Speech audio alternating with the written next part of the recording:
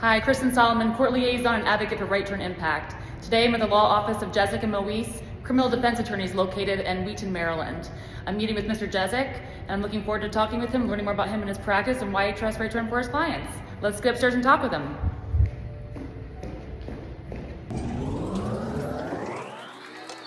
Hello. Welcome to Jezic and Moise. Mr. Jezic will be right with you. Thank Here's the you. folder. Thank you so much.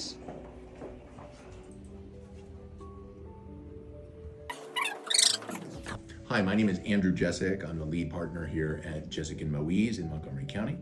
We have about 24 lawyers and maybe 11 or 12 criminal defense attorneys practicing all over Maryland and some in DC and some in Virginia. And we do a ton of DUI work and work with defendants and clients who have addiction issues for all sorts of drug and alcohol. And we often send our clients to Right Turn. Right Turn repeatedly has done an outstanding job for our clients, and we're very grateful for all of the people at Right Turn. I've never heard a bad thing, never had a client complain in any way. As a matter of fact, the reviews, especially from family members, are just through the roof positive. And when a wife has a completely different demeanor in the 29th, 30th day when they come to my office and tell me about it, you can just tell that Right Turn did its job. And of course, when she's talking about her spouse who's been there for either the weekend or for 28 days, you know that the people there know how to get the job done. But don't get me started on forgiveness. I would like to get you started on forgiveness. I have a lot to say about it. One of the things I like most about my job is to try to go up against the system with a message of forgiveness and redemption. The system that is pushing back against us and our family and our clients is a system that values punishment for its own sake, the old-fashioned eye for an eye, because the prosecutors often feel like the mouthpieces of victims who most often can only, in their great moment of hurt, think of one remedy for their hurt, and that's punishment. And it's a shame because it's really quite the opposite. And our clients who are either innocent, who shouldn't even have to be explaining themselves, or who may have done something bad or did something very, very bad, oftentimes that happens because of substance abuse issues or some other major trauma in the client's life when they were young. And the system oftentimes gives lip service to those issues, the sources of the trauma and then the manifestations of the trauma, which is the substance abuse problem. And the lip service really is just sort of like on the surface, and you kind of do it because you're supposed to. You do the alcohol treatment and you do the inpatient program because you're supposed to, and you get very little credit for it. And the worst part is if you don't do it, then you get implicitly punished severely for it. And by clients going through the extensive treatment in whether it be a weekend program or a 28-day program, I think they come to learn to take responsibility for their actions, which brings them to a point where hopefully the judicial system, whether it be prosecutors, victims, or judges, are more apt to see somebody that is worthy of a belief in the redemption of the defendant, and maybe even rarely worthy of some sort of forgiveness. And in that process, it's our job to show the judge and the prosecutor and the victim's family that here is a wonderful person. This person started out as a wonderful person, had wonderful parents. Something went wrong a little bit. May have been some trauma, may have just been some biological addiction issues. And the judge and the prosecutor needs to see past that to somebody who is worthy of something more than just pure punishment for punishment's sake. And I wish that the judicial system looked at forgiveness as an actual factor in sentencing. And I've actually Googled that, and I couldn't find a single state in the nation that in its sentencing factors that a judge must consider before meting out a sentence contain the word mercy or forgiveness. And that is absolutely astonishing to me, because so much of our entire civilization is based on basic principles of Christianity, where in the center of Christianity is forgiveness. There's Matthew 18, when Peter asked Jesus, so if my brother has harmed me or wronged me, how many times should I forgive them? 7 times? And Jesus responds, not 7 times, but 77 times. So it was a radical message 2,000 years ago that sort of changed the world. And it's the center of the religion. And if you don't have to be religious to buy into that. It's just naturally good for a person to be a forgiving person. It's much more healthy. That old saying that somebody who is focused only on punishment and vengeance is somebody who drinks poison wishing that their enemy would die. And I think that just says it all. So we just can't stand up and say, forgive, Your Honor, have mercy, Your Honor, good family, good person, he's sorry, right? We need a part of the penance process to show, part of the taking responsibility process. It's part of the this never gonna happen process, again, Your Honor, and that is the treatment. And that is the extensive treatment, not just going and doing the 28 days or the weekend, whatever it is, but aftercare, showing every single day, I'm committed to this, I'm really into this. This has changed my life, thank God for this. And when a judge sees that and a prosecutor sees that there is this commitment to a new way of living and a new way of viewing addiction and a completely new way of living, for lack of a better word, I think that the prosecutor and the judges are more open to mercy and forgiveness. So that's one of the things I really like about this job. And also just to teach family members themselves of defendants and defendants themselves to forgive themselves, right? Because so many family members they support on paper or support lip service somebody that did a horrible thing in their family, and they're embarrassed and it's against their values, and they sort of cast aside either completely or in part a loved one. And I like to be also part of the process of saying, you got to be kidding me, right? This is your flesh and blood, even if it's not your flesh and blood, we're called to forgive, and that's something you ought to seriously consider because the person needs it, number one. Number two, it's the right way to be. Number three, you're going to feel a lot better than be angry by forgiving and walking with somebody in their hour of darkness.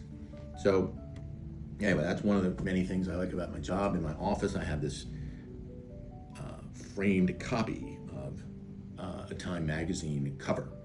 I think it's from 1980, when the Pope, about a year and a half after his assassination attempt, goes to the Vatican prison and meets with the Turkish assassin, who was, a lot of people believe, hired by the communist sort of equivalent of KGB in Bulgaria. That's what people think, to assassinate the Pope. And, he almost succeeded. I think 4 bullets went into his body, and he wanted to show the world and the assassin that what forgiveness was about. And the title of the Time magazine cover is Why Forgive? And when I saw it as a young man, I was probably 13 at the time, it struck me.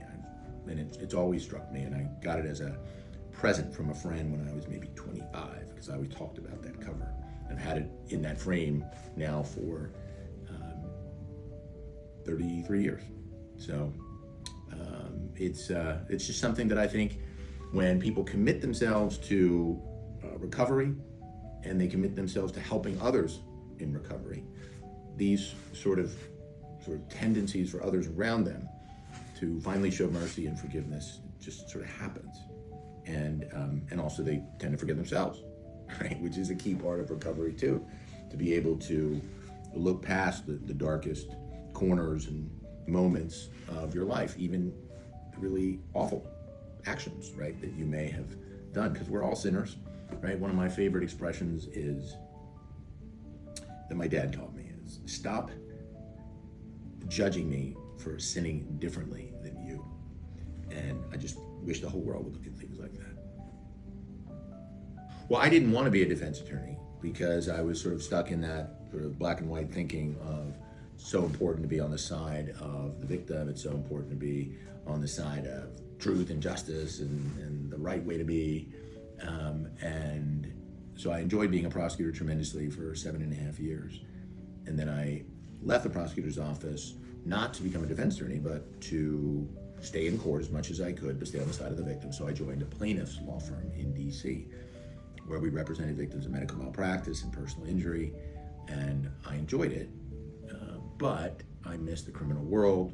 I missed the sort of I guess, environment that I was most comfortable with and had some talents in and had experience in. And so I eventually got a job, left that firm, and eventually worked for a criminal defense attorney here in Montgomery County. He was a former federal prosecutor. He and I built the practice for about 5 years to about 7 attorneys. We split up, 4 attorneys, myself included, went and formed our own firm in 2008, and we've grown the firm till today, which is essentially Jezic and Moise. One of the reasons I decided to be a criminal defense attorney in moving from representing victims of car accidents and medical malpractice was because I think I was at a particular juncture in my life where I recognized that there is so much value and meaning and incredible lifelong memories created by helping people on the margins, helping people who were sort of upside down, helping people who were misguided. And if you can't help them and you're not successful, maybe something you say or do will click later. And what's more likely is if you can't help them, you're going to help the family deal with the situation and have a different attitude toward the person who's still walking in darkness and walking in blindness or addiction, whatever it is. So I quickly found out in my first week or two that was just absolutely rewarding to the max. I mean, I can't even just say it any better than that. It was rewarding to the max. And even when you're dealing with an act which is the most heinous, whether it be murder, rape of a child, or something like that, assuming it's true, there is something, some redeemable value in the human being and their future, and certainly their family. And so something I often say at sentencing is every saint has a past and every sinner has a future. And that's just true. I mean, if you look at the most famous biblical story of all time is, besides Jesus himself, is, and death and resurrection, is the story of Saul. So it's something I've said in court several times. And so this is, Your Honor, this is a typical Saul to Paul story. Somebody that was murderous, somebody that was just absolutely unmoored with hatred and murderous instincts.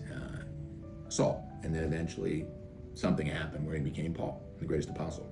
So, you know, you never know who's going to be a Paul out of a Saul. Not everybody, certainly not a lot, but certainly maybe not get the Paul. But there is a lot of good that can be done, even if it means ministry and helping others in prison, because every human being needs that guidance and therapy and ministry wherever they are, in the darkest depths of society, which is in prisons. And people get out eventually. The vast majority of prisoners get out, right? The vast majority of prisoners get out. So when they get out, hopefully there's something in the prison that clicked, or some mentor that made things click. And so those are the people that you're trying to reach, right? That are going to be reaching other people. And in the meantime, you're reaching family and friends to deal with it and how to deal with their own self-forgiveness with a son or a daughter who went astray. I mean, parents just knock themselves over the head all the time for things they don't do. And they blame themselves for what sons and daughters do. So it's great. You know, one of the things that I never tire of, this job can be tiring physically and mentally because of trial work and jury trial work. But what is never tiring, what never seems to lapse in any way, is the sense of rewarding experiences with helping others in their family walk in their time of darkness.